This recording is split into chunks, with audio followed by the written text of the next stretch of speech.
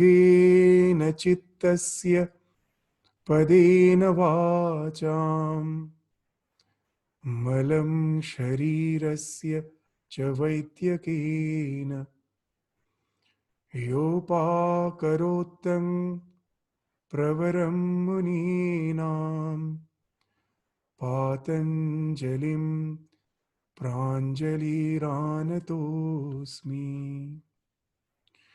I prostrate with folded hands before Patanjali, who benefited mankind by delivering yoga for mind, grammar for speech, and by removing impurities of body through medicine.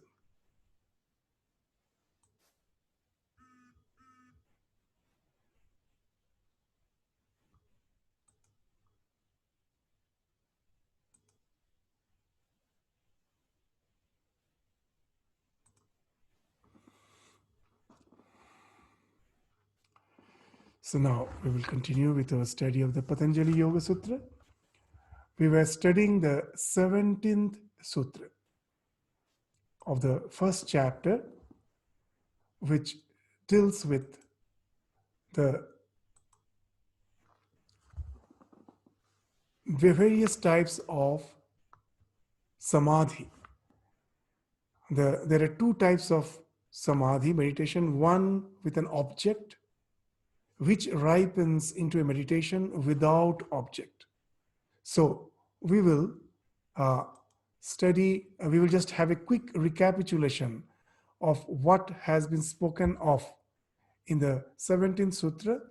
We were continuing with the elucidation of it.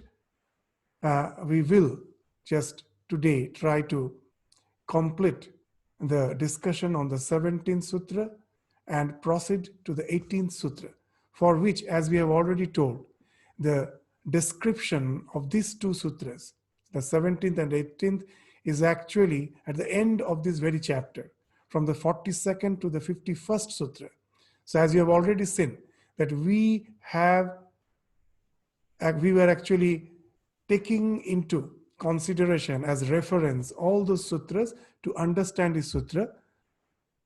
Otherwise, this sutra, again, when we go to the end of the chapter, then again we have to come back to this 17th and the 18th sutra to discuss them. So instead of discussing at the end, as the references came here, we are elucidating the various types of samadhi that has been spoken of in Patanjali Yoga Sutra while discussing the 17th and the 18th sutra of the first chapter. And we also take together from the 42nd to the 50th sutra for its elucidation. So let us have a very quick recapitulation. I am referring to the slide with which we have enumerated the various types of samadhi. So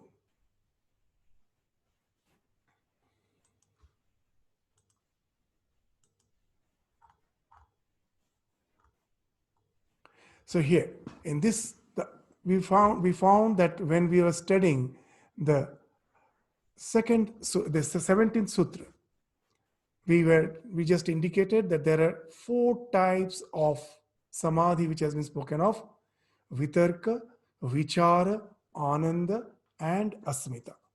So in the last class, we have seen that object of meditation can be something gross or something subtle. Gross means perceptual knowledge, what we perceive with our 5 senses. Any knowledge which we perceive with our 5 senses is considered as gross. Now we saw a wonderful thing which the Yoga Sutra is describing, that for any knowledge, concentration is must, focus is must. For ordinary perceptual knowledge, just say when I am taking my food, I am enjoying my delicacy. If my mind is not focused in what I am doing, you will observe that sometimes, though you are taking some very delicious food, you are not at all aware of its taste because you are most probably engaged in some other discussion. You're taking the food almost mechanically without realizing its taste. What has happened? Your mind is not focused to the thing which you are doing, to the perception which you are having. Here in this case, the test. So unless the focus is there, unless the concentration is there, there can be no knowledge. What to speak of the highest spiritual realization, even in our day-to-day life. For any knowledge to happen, concentration is must. But that concentration is again not all. That concentration should be properly oriented to lead to the realization. We won't go to the very much details. That common example which we took, that if someone has told you that mango is sweet and it has a very nice flavor. Now, if I concentrate on those words and go on contemplating without tasting the mango, I will never have the real knowledge of the taste of mango. So concentration alone is not sufficient, whether it is properly directed or not. This is very important. Why we are saying this? Because you will find even in the spiritual life, all the turmoil, all the conflicts which we see throughout the world is because the concentration is wrongly focused. What has happened? Instead of trying to adopt the spiritual practices in our life, we just go on referring to the doctrines and dogmas which has been printed in our scriptures and go on discussing. Seriously, we discuss. We forget that with all that contemplation, at last we will end in just debate. Just the way who contemplates on the taste of mango just by discussing on it will have varied opinions. 10 people will speak 10 different things. And then there will be a lot of debate. What was the best way to taste the mango? The moment you taste the mango, all the opinions falls off. The real knowledge immediately gets illumined. It comes, it just springs up. It just shines, the real knowledge. If the real knowledge is discovered, all the covering of the ignorance is removed. That's what is meant by the word discover. And then there is no question of opinion. All have the same view of what has been spoken of. So here also, concentration alone is not sufficient. It should lead to the realization. So that was spoken of even for the ordinary perceptual knowledge. The same thing is also is applicable for the conceptual knowledge, which cannot be seen, just like the laws of gravitation in science, the electromagnetic laws. All these are concepts. It's not that you can see gravitation. You cannot see the electricity. You cannot see the electromagnetic forces, the magnetic forces. It's a concept. From certain perception, you infer that such type of forces are there. And again, unless my discovery is something which ends up in realization, I will end up in various hypotheses. In science, you will find they say there are two things. One is theorem, another is a hypothesis. Hypothesis is not the proof. It's again the opinion. It should end up in some theorem that speaks of the truth. Once Newton discovered gravitation and depicted the laws, with that law, you can just calculate accurately how to eject a satellite which will land on the surface of the Mars, and will, with a rover, it will just go on roving on the surface of the Mars, bringing other exact pictures. How it has happened? Because what Newton told was no more than hypothesis. It is a law. It is which is applicable here, which is applicable anywhere in the universe. It is universal. So that's what the conceptual knowledge, when proper concentration, with the proper mode of concentration leads to realization, it ends up in sampragyana, total complete knowledge. Samyak prakrishta gyan, the knowledge which is of the superlative degree, and it is all encompassive. It doesn't leave out any gap. It encompasses the whole field of knowledge. So that we saw in the case of conceptual knowledge. Now, these are all external knowledge. So Yoga Sutra, before entering into the subject of the spiritual practice, first includes everything. Nothing is left out. That all sorts of concentration leading to any type of knowledge, whether it is academic or it is spiritual, comes under the purview of meditation.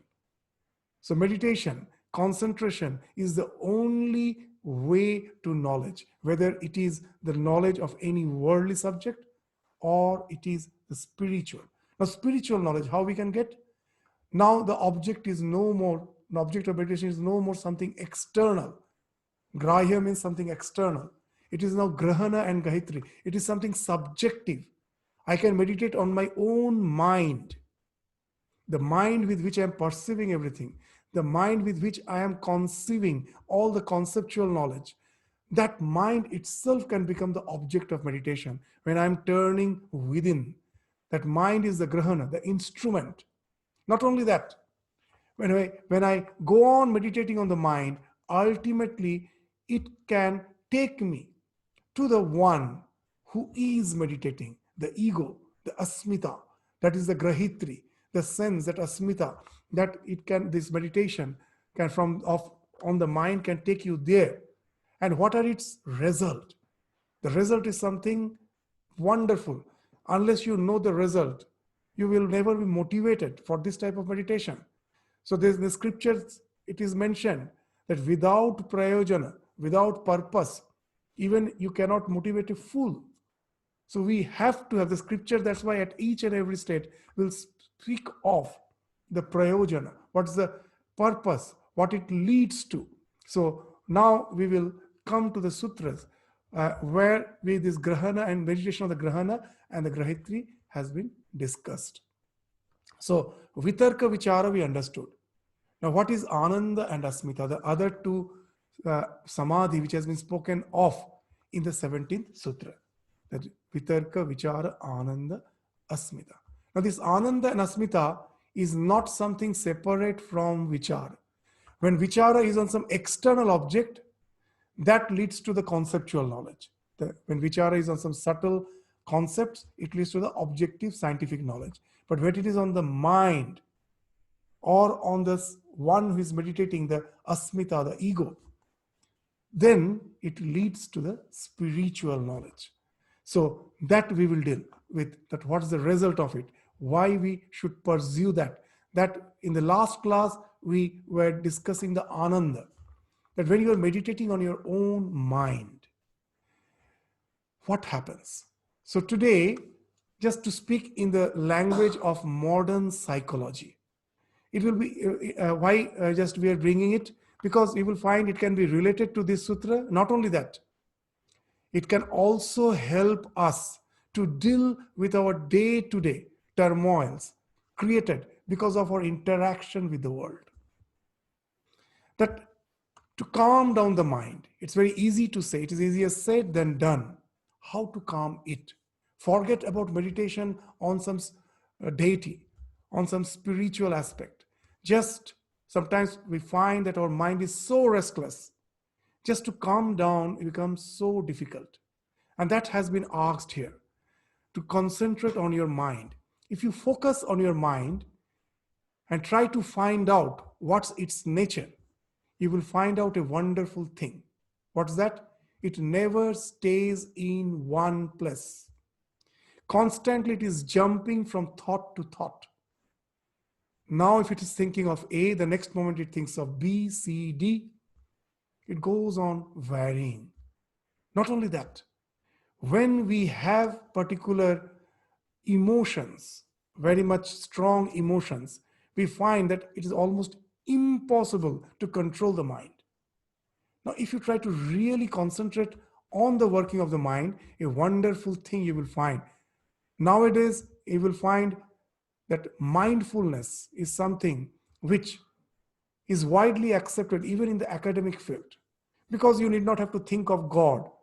In the academic field, God is an assumption, so they won't go for any assumption. They want some fact with which they can start. Very good. What they do?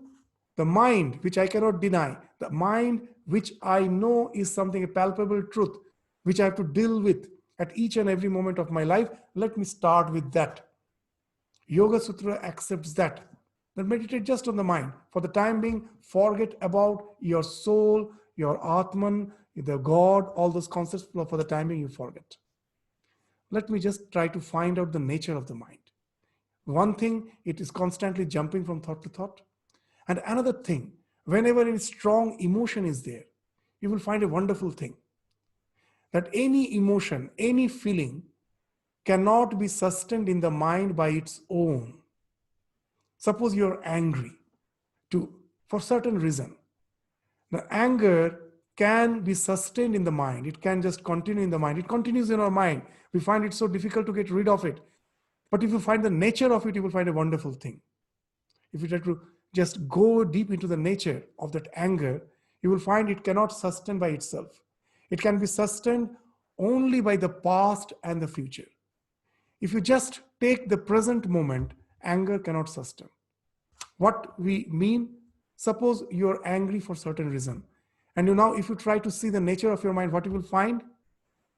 For the anger to be sustained, constantly you have to remember the occasion, the context in which the anger arose. Suppose I had some quarrel, some conflict in my place, in my working place, in the place of my job with some colleague. Now, when I am angry, when I'm back home, the anger is there. What is happening? Either I'm going to diving to the past again and again. I am reminding myself of that occasion, the situation which has happened.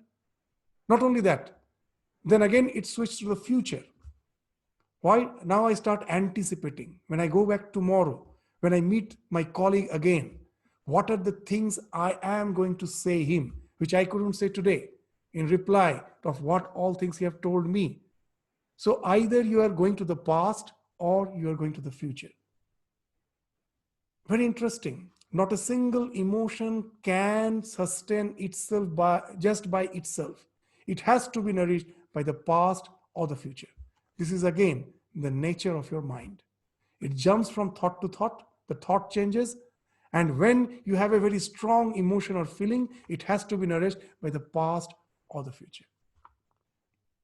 Now, nowadays, for describing the mindfulness, that how to calm down this mind. Don't run away from that emotion. You have to face it. How?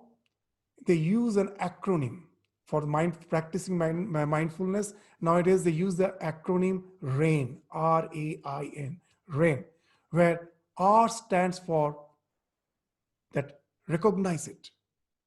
When you are angry, don't try to just get diverted by opening the TV and letting me forget about it by just distracting my mind to something else. Know it for certain. Though for the time being, I will be distracted, but it will be there deep in my mind. Next day when I go to the office, I will just behave in a way for which I will have to repent because I have not taken care of it. It was there, that grumbling was going on in my subconscious mind, and I immediately react when the next day the situation becomes favorable. I'm again in presence of that man. So I have to deal with it. How to deal with it? Don't run away. Don't run away from the feelings. Run into the feeling. Go, recognize it, that yes, I am angry. That is R. Accept it, that I am not running away. I recognize it, what it is, whether it is anger or it is sorrow, what type of emotion I first recognize, I accept, and then I investigate. That has to do with that meditating on the mind. If you investigate, then you will find invariably, whatever may be the emotion, it has to be fed either by the past or by the future. Now the mindfulness is, I won't run away. Let me go on observing that emotion or the feeling, the anger, but I won't allow it to be fed by the past or the future. There I am very alert. I'm just accepting the anger, and whenever the thought of the past comes, I try to bring back my mind. Where? To the anger, not to the thought. Again, I won't anticipate. Let me be in the present. You will also, because this has some justification also, because past is, what has happened is not in our hands. I have no control over it. I cannot change it. Life has no replay button. I cannot go back and edit it. What has happened has happened. I have no control over it. I have no control over the future. In life is so unpredictable. Why to go on anticipating the future? My anticipation is not going to make my future. I stop that. The control I have is on the present. In this present moment, what I'm going to do with it is my choice. I have full control over it. So forget about the past, about the future, with the present, with the full mindfulness. After investigating, focus on it. And aim is the negation. After that investigation, you have found out that how the anger is sustained by the past and the future. Negate them. Just go on observing the mind with its feeling. Wonderful thing you will find. That's the mindfulness. You will find just like a camphor, the anger is just vanishing. The moment you stop it to be fed by the past or the future, it cannot stay by itself. Wonderful thing. The RAIN acronym is being used nowadays, but we find almost the same example of rain, literal rain, has been actually used by Swami Sharadananda, one of the direct disciples of Ramakrishna, while discussing how to control the mind. When a young novice brahmachari came to Swami Sharadananda and asked him, "Sir, do you never get confronted with all sorts of distractions, distractive thoughts, evil thoughts? You are all evolved souls. Your mind is so pure. You most probably don't understand the struggle through which we are going." Sharadananda came down to that level of the brahmachari and replied a very wonderful thing. Know it for certain. We also have distractions. We also have negative thoughts. But you know what's the difference between you and me? For you, most probably you are busy with some work in your room and you are so engaged in it. Most probably outside the room, through the window, if you would have noticed, you would have seen a small speck of cloud. Gradually, it is developing layer after layer. The clear sky is getting darker, darker and darker. And suddenly it starts outpouring. There is thunderstorm. And suddenly you find some splashes of rain coming in. And now you're totally unprepared. By the time you go to close the windows, the room is already drenched. For me, when the cloud started forming, as the layers were forming, I was observing. I had sufficient time to just go and close the windows and that way save myself from being drenched, save the room from being drenched by the rain. So what he's saying is the same thing, that when you're observing the mind, you can just get hold of the thoughts arising in your subconscious mind at its nip. At the very beginning, you don't allow them to just come to the surface of the mind and agitate it. You just get hold of them at the very point when they are arising. And then it becomes very easy to have the necessary preparations to control it. So here also he's taking the example of the rain. 100 years back, he was taking that example to explain the same mindfulness, which in the present day, in psychology, they're describing with the RAIN acronym. So there's a wonderful story in the life of Swami Vivekananda, which speaks the same thing. Swami Vivekananda, before going to America, when he was a wandering monk, he was in Kashi for some time, in Benares. And one day, he was going to the Durga temple. He went to the Durga temple after offering his pranams, after offering his oblations, when he was coming back. Now, to come out of the after coming out of the Durga temple, there is a very narrow road. In those days, it used to be a very narrow road. On one side of it, there was a huge reservoir. And on the other side, there was a huge wall. So you cannot in any way run away either to the left or the right. You just have to walk down the street. Now, when he's already on the middle of the street, suddenly he sensed a pack of monkeys is chasing behind him. They were almost on his heels. And now Swamiji got scared. He started running. The more he was running, the more the monkeys were after him. And he never knew what to do. He was so scared. And then suddenly he heard a Swami, an old monk, from a distance is shouting. What is shouted? Stop, face the brutes. Now Swamiji got the idea. He immediately stopped, turned around, and he saw a wonderful thing. These monkeys which were chasing him, they also stopped. Now they both were staring at each other. The monkeys were staring at Swamiji, and Swami Vivekananda was staring at the monkeys. So they stopped, they were staring at each other, and then Swamiji saw the monkeys started receding back. Swamiji, after this incident, very nicely he used to say that this experience have taught me a big lesson in life, that never run away. Stop, face the brutes. We have a lot of brutes in the mind. It's not there in the world. It's in our mind. We constantly run away from them. We try to run away from them by trying to distract our mind with all sorts of engagements. And nowadays it has become very easy because of the TV, internet, social media. It's so easy to distract our mind to something else. But know it for certain, I may not for the time being see the emotions, the feelings which has disturbed me, but they are constantly with me. They have not left me. And they will find expression in a way for which I may not be prepared. I may have to repent. So mindfulness is very important even from the worldly point of view and from the spiritual point of view. What is happening? You will find you have found out a way to calm down the mind.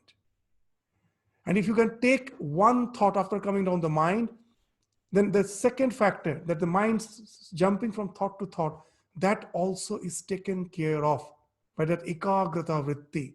I take something sublime. Even in the modern psychology, wonderful, as they are not ready to speak on God. They say, suppose you were just in the morning, went out for a walk, and you enjoyed the sunrise, you enjoyed the beautiful scenery. Sit down and try to think of that. That will give you ekagrata. The same thing. The process is same. And if you're a devotee of God, it becomes more easy. You think of Him and try to stop all other vagaries of mind.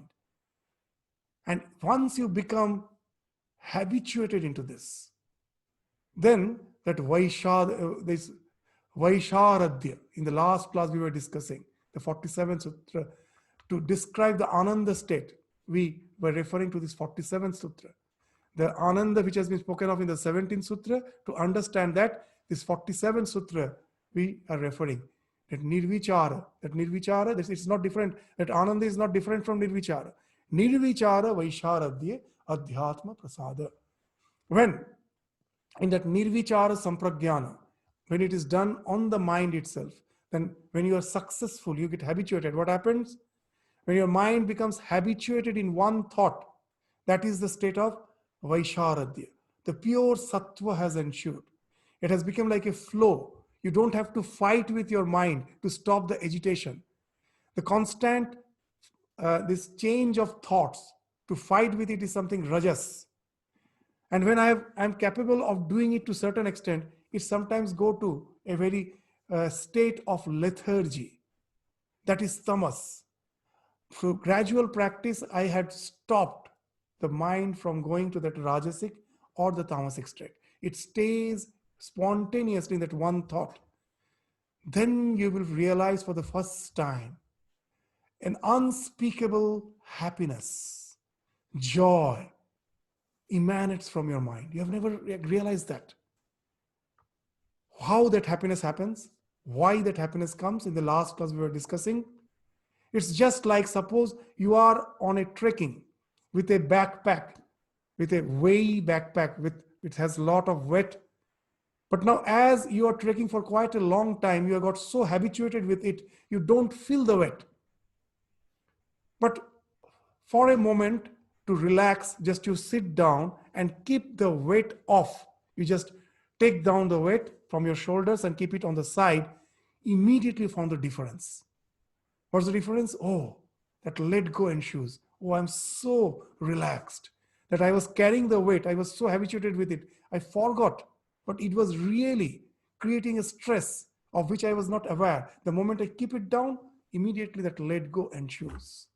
Here also, in our mind, we have got so habituated with the distraction. Constantly the mind is agitated and it being the habitual state. Sometimes we don't realize that we are stressed.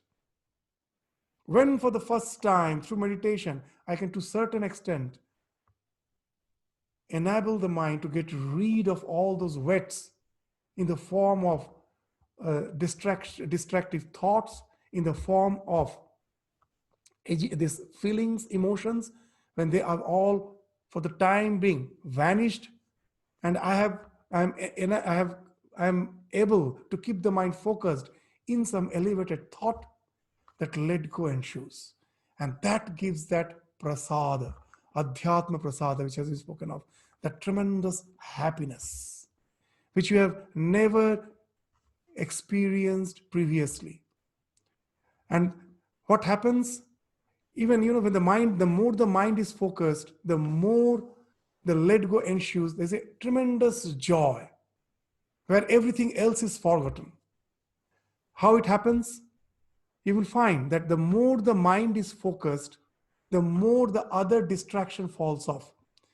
To give an example, now when I'm talking to some people, when you are just gossiping, someone calls you, you easily hear it. You can hear it that someone is calling you. Why?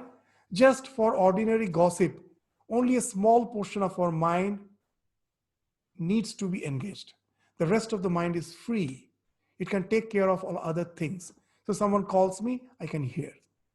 But when I am seeing the news intently in the television or seeing some match intently, someone calls, I don't hear. That person may be angry. I'm just calling him. It is an audible sound. But actually, as my mind is more and more engrossed, the more and more mind is engaged in the thing in which it is focused, it has to do at the cost of the other things, because mind has a limited power. Other thing falls off when your mind gets more and more focused. And when the focus increases to a still greater extent, you will find it happens with a musician, with the one who is an artist who is painting. That hours have passed by, they're so engaged, they have forgotten their hunger, thirst, they have forgotten tiredness, that they need to sleep. Most probably in the late hours, they're still busy. What has happened? The focus is so intent that even the little amount of mind which is required to take care of bodily activities, that also has been taken away by our object of concentration. And that leads to a wonderful happiness, where our body is the thing which weighs us down. That also has fallen off. In ordinary sensual pleasures, there is a limit.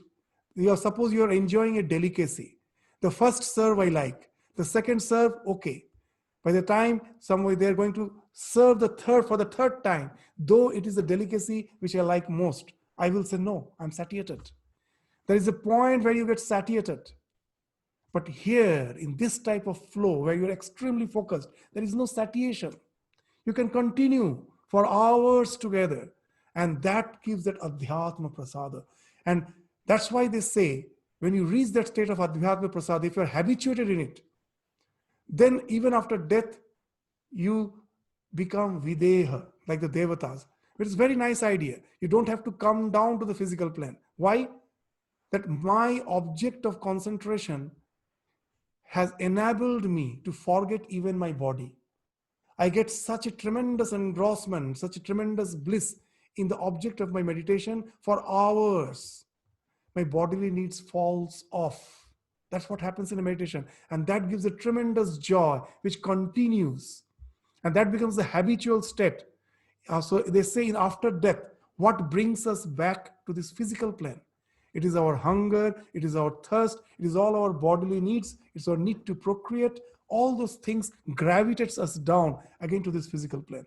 the more you get absorbed in that bliss. Maybe it's from the contemplation on your Ishta, or in any other way, maybe just thinking of yourself in whatever way. You have developed that focus and you're enjoying that bliss. That enables you to continue in the Sukshma Sharira, which is mainly the mind. You need not have to come down again to the field of this physical plane. And you can continue there for ages almost. And that's the state of Videha. That's not the highest state that will be spoken of in the 19th Sutra. We will come to it. But this Sutra speaks of a very high state, which that Ananda leads to. Now, this Ananda is not the final. There's another state after that, Asmita. You will find that even in our day-to-day life, what happens for the first time, if I'm enjoying a delicacy, I'm totally get identified with it. It almost becomes impossible for me to come out of it and as if to witness the thing which I'm enjoying. I become one with the enjoyment. But if you go on enjoying the delicacy day after day, a time will come, though you enjoy, you have developed a sense of separation. You know it is I who am enjoying. That engrossment reduces and you can witness the happiness. Asmita is that state. When you get habituated with that bliss which ensues from the focus, then gradually you become more and more aware of the one who is meditating, the Asmita, the ego, the one, the conscious principle when it gets identified with the mind, that creates the Asmita. The ego, that's the one which feels as that he's the karta, the doer, is meditating. So when you can just when you get habituated with the bliss, that's what has been, that's from where let us start, that initially one gets engulfed in bliss. Then when bliss gets habituated, one starts witnessing the bliss as if bliss is something which is being experienced and I am the experiencer. This state of witnessing the bliss is Asmita Sampragyana, which is the last Sampragyana of the four, which has been spoken of in the first. Now, this pure sense of I, being freed from all biases, perceptions, and opinion, results in Ritam Bhara Pragya. As we told, that we are constantly in search of the Prayojana, what it reaches to. It reaches to a Pragya, a wisdom, which is full of truth. Ritam means truth. That has been spoken of in the 48, as we told that to elucidate this 17th Sutra, we will resort to the 42nd to the 51st Sutra. To explain the 17th and the 18th Sutra, we will resort to that. So after the 47th, the 48th Sutra, let us go to that. It speaks of that what results in that from that type of meditation, Ritam Bhara Tatra Pragya. The knowledge that is gained in that state where you are identified with the Asmita is Ritam Bhara, filled with truth. So the next two Sutras will enumerate that what are the characteristics of this Ritam Bhara Pragya, what actually it is. Now, one thing we will try to understand, that why it is called Ritam Bhara Pragya, that it is a knowledge which is full of truth. Because you will find that as you are established in Asmita, there is difference between Asmita and Ahankara. What Ahankara is, say, suppose I am eating. My amness is identified with eating, that is Ahankara. Asmita is pure amness, unassociated with any sorts of feeling, any sort of perception. When you are established in that, what happens? All the biases falls off. We as a human being, as per our temperament, as per our disposition, have a lot of biases. When through that type of meditation, you are established in the pure I, all the bias falls off. What restricts our knowledge, what makes our knowledge limited is the biases. Once you get rid of it, the knowledge becomes all engulfing and it is full of truth. Words actually sometimes have a limitation. We cannot explain the idea just by the words. Examples are better. And in that manner, in that case, Guru Maharaj, Sri Ramakrishna's examples are wonderful. To understand Ritambhara Pragya, we will resort to one of the example which has been cited by Sri Ramakrishna in the Gospel of Sri Ramakrishna. We find it. He says that suppose two players are playing chess and the third person is the onlooker. You will find the onlooker always says the correct move. Whenever these players are faltering in their steps, in their move, the onlooker says the correct one. You may have the idea, and by seeing that you may feel that most probably the onlooker is expert, is skilled in this game. But now when the roles change, the one who was the onlooker starts playing, and one who was playing becomes the onlooker. Now you will find again a wonderful thing.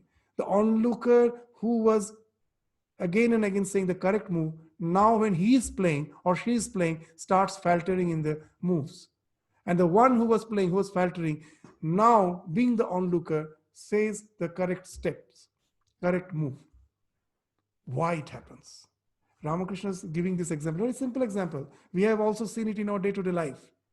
It happens when we are there, all the amateurs are playing. It's a very common phenomenon. Why it happens? Then Ramakrishna is saying the reason for it. He says that the one who are playing, there more than half of the mind is engaged what? In the fear that I may lose, expectation that I have to win. As the mind is engaged in this fear, this expectation, it cannot focus in the game. The one who is the onlooker, his mind is free of all those biases. He is totally focused on the game without any fear, without any anticipations, without any apprehensions, without any expectations. And as it is focused, as there are no biases, so the moves are seen clearly. What a simple example. And that in the spiritual life, when you just extend it, a person when gets identified with a pure ego, which has no association with any feelings, any thoughts, just that pure amness, I am, which is constantly emanating from our psyche. I cannot stop that. That is some asangvedya chaitanya. That is something which doesn't need the help of anything else. You constantly realize that amness, that pure amness, when you're established in that, all the biases has fallen off. Then you can become prophetic. Just seeing the ways of the world, you can speak out the truth. And you will find, just to give a common example, when Swami Vivekananda was traveling through the West, his Western disciples were bragging, showing the civilization of the West. He was bragging, just see what an affluent civilization, what a progress civilization. Swamiji suddenly commented, where you see this prosperity, I see a great danger. What's the danger? I'm seeing as if the entire Europe is sitting on the peak of a volcano. And we find after the passing away of Swamiji, 2 world wars. No one thought of these world wars when Swamiji was alive. No one even imagined. What has happened? That Ritambhara Pragya. So being a part of that nation, when you have a particular nationality and that nation is prosperous, you are biased. You don't see the dangers behind that prosperity. Swamiji saw that the entire Europe was sitting on the peak of a volcano. Why? On the peak of a volcano. Why? He saw that what is the cause of that prosperity? All the nations have colonies. In those days, that colonialism was something common in the entire European civilization. Each and every nation had the colonies. And Swamiji felt that there's a competition among all these nations how to grab more and more colonies. And this is going to have some dire consequences in near future. As he says, it's very common that we feel it's a prophetic thing, but as a realized soul, being free from all biases, being free from all those sense of national pride and all, he's seeing the thing from a distance in an unbiased manner, and he just immediately speaks out. In those days when no one thought of the freedom of India, he's told that the freedom of India will come in another 50 years, And that also in an unprecedented way. Because of the wars, when the world was torn down, it was almost decided that colonialism is the base of, is a bane of all these turmoils, is all this dissension. It was almost decided to get rid of. And that's why there was no war. All the countries were getting independence almost without any fight. Freedom movement came. This freedom, that's all this freedom came without any violent fight. So Swamiji is saying almost 50 years back that freedom, India will get freedom in an unprecedented way. That at that time people were thinking that we'll have to fight to get freedom. And he's predicting. So this speaks of the Ritambhara. When your mind is unbiased, you see the whole picture. Just when you're reading a book for the first time, page by page you're reading, you're gradually in sequence, you're getting the knowledge. When the entire book has been read, now just the book is lying on the table, just by seeing the book in a flash, the knowledge of the entire book comes in your mind because I've already read it.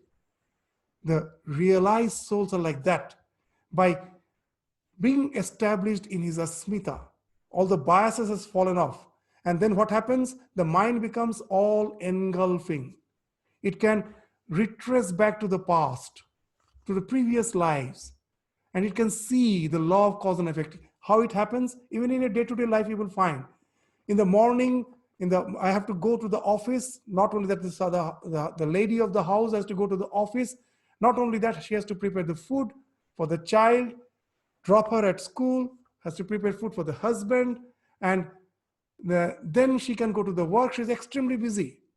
And the mind is extremely focused on the things which she is doing because the mind doesn't have at that time any scope to think beyond. Now, when everything is over, she is relaxed. Now the thought of the past, of some apprehensions, the thought of the future, all this can come to his mind only when she is relaxed. So for a realized soul, all the immediate concerns has fallen off.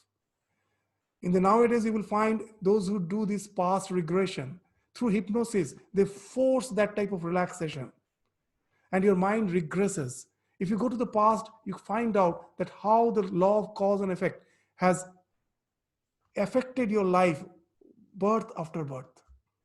And then the things becomes clear, for what type of action, what's going to be the result. Just the way when the small child is going to do something out of impulse, the parents say it isn't going to harm you. Why? Because the parent has already gone through that state. It reflects back to its own past and immediately it can advise the child that don't go through it. Learn from the precepts. Otherwise, you'll have to suffer from the experience. So how it happens? As the parent can regress to the past and relate to the child. Similarly, one who is full of this Ritambhara, as all the biases has fallen off, as all the concerns has fallen off, it can regress to the past and it can relate to our life. That's what makes them prophets. That's how they're prophetic. So Yoga Sutra actually is there to see the science behind all those things, to get rid of all those miracle mongering, that nothing is miracle. It's just a wonderful science if you can understand. And that's what has been spoken of here as Ritambhara Tatra Pragya. When you reach that state, what is the result? The 49th Sutra speak of Sruta Anumana Pragyabhyam Anya Vishaya Vishesha Arthatvat. There are two things. That Sruta Anumana Pragyabhyam Anya, that knowledge is different from that is derived from scriptural testimony and through inference. For us, now the entire scriptural knowledge is just from the books, and from there with our intellect we infer. There is no direct perception. But when you get that Ritambhara Pragya, it is no more something from the books you are getting. It is not Sruta. It is not from the Srutis, not Anumana, not from inference. It is something different from that. It is the direct perception. When after hearing that mango is sweet and it has a flavor, I can have various types of opinions. Oh, mango is sweet like molasses. It has the flavor of jasmine. Someone may say, no, it is sweet like honey. It has the flavor, it has the smell of rose. See, so many varied opinions can be there till you test it.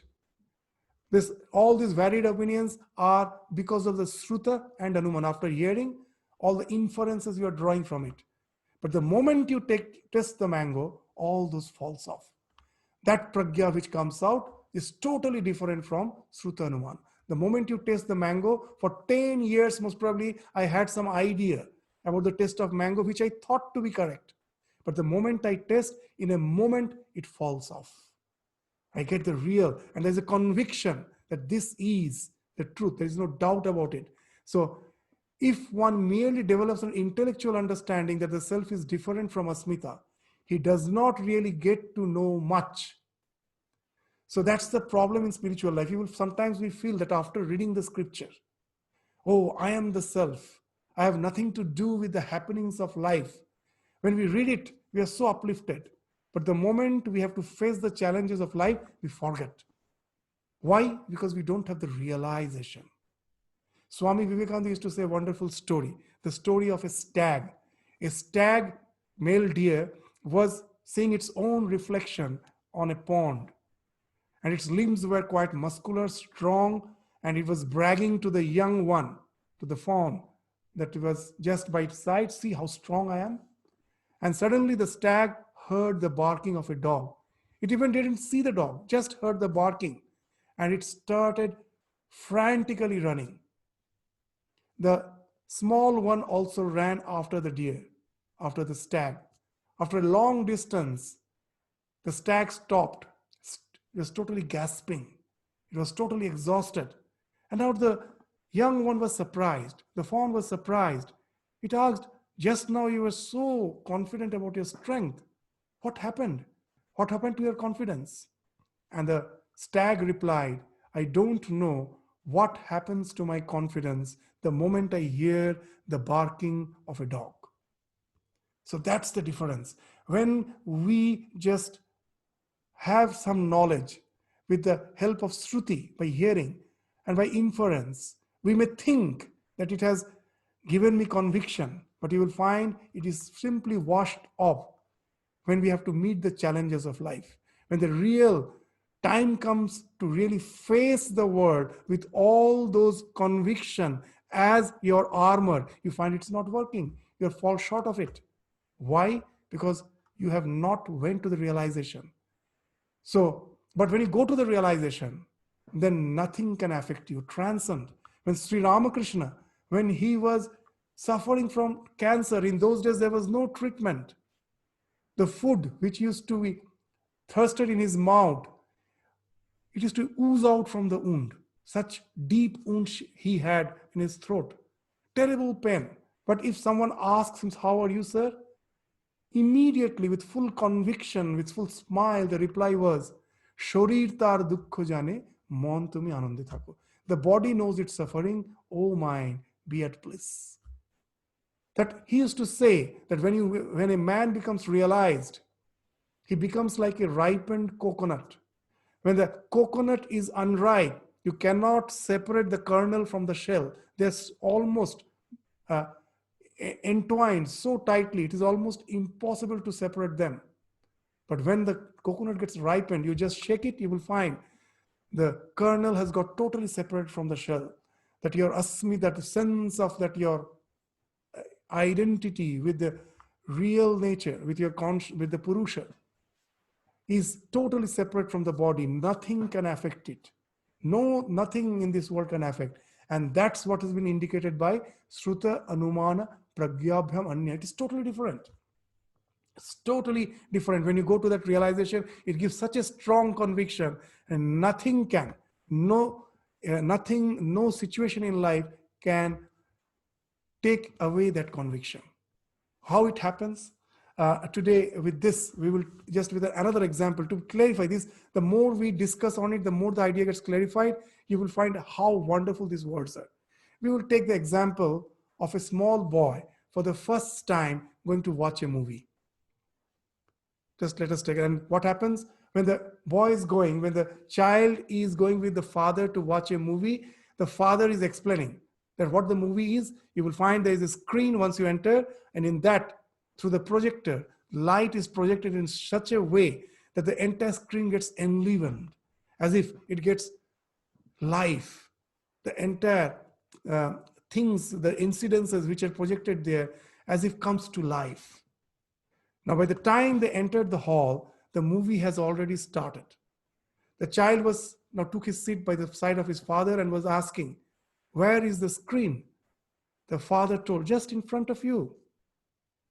And the scene was actually the Mahabharata's war. Krishna was instructing Arjuna.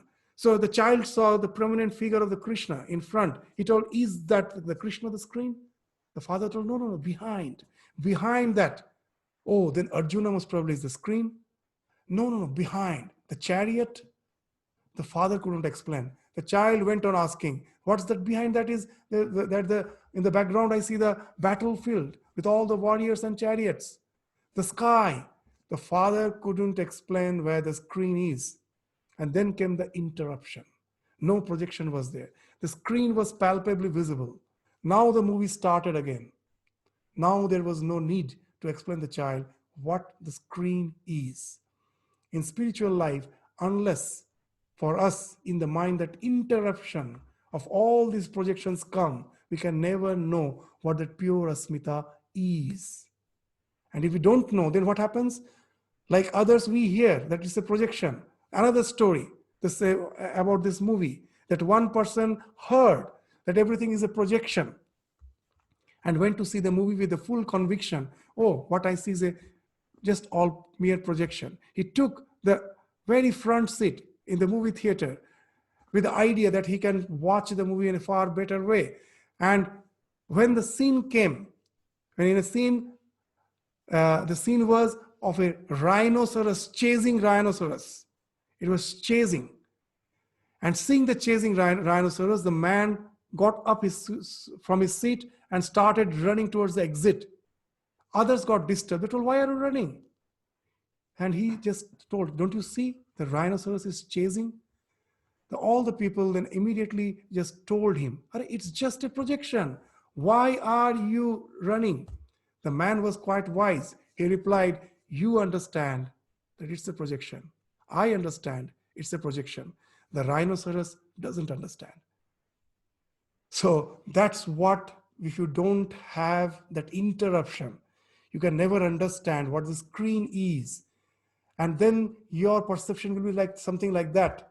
We hear the lectures of Vedanta, we understand, oh, what that Atman, the self is, and I think I'm established in that. Go back to my home, find all the problems of home coming back from Mr. X and Y, and like that person we start saying, "I understand Vedanta. Mr. X, Mr. Y doesn't understand, and that's why I have to run." And that's the difference between Sruta, Anumana, Pragyabhyam, Anya. So you will just find these examples actually help us. And the next is Vishaya Vishesha Arthatvat. That however we may discuss, we can get a general idea of the thing. Unless you realize, you cannot get the Vishesha, the specific knowledge. As Sri Ramakrishna used to say, hearing about the taste of mango and testing about the taste of mango. After hearing about the taste of mango, you have so many opinions, which is a general idea that it is sweet, it has a flavor, it's a general idea. But what that specific sweetness is, what that real smell is, flavor is, only after testing you know. Sri Ramakrishna used to say a very nice way, when you are just from a distant place, you hear the humming noise of the marketplace. It's just a humming noise. The more you go to the nearer and nearer to the market, then you can hear the bargaining. It's not just mere this humming noise, that the sellers are bargaining with the customers, all the specific words you can now hear. So the more you go to the realization, the more the humming stops. All those vague knowledges which we get from Sruta Anumana, they fall off. This is all the noise falls off. The real thing which is being actually spoken, that you can really hear, the real truth now flashes. That is what is meant by Vishaya Vishesha Arthatvat. So the first characteristic of Ritambhara Pragya is these two which has been spoken of. The Sruta Anumana Pragya Bhyamanya Vishaya Vishesha Arthatvat. There is another characteristic which will be spoken of in the 50th Sutra. Where these are all the results of the Asmita. This, as we told, that the what has been spoken of in the 17th sutra has been elucidated from 42nd to the 51st sutra. So we will go to the 50th sutra to understand another characteristic of this asmita sampragyana that we won't discuss today. This is the 50th sutra, Tajja Sanskara, Anya Sanskara Pratibandhi. What it actually means, that we will take up again in the next class. With this, we stop our discussion today. Thank you, Swamiji. Namaskar and good night. Namaskar and good night. Thank you. Thank you. So we are ending the class for today. Hari Om Sakya. Hari Om.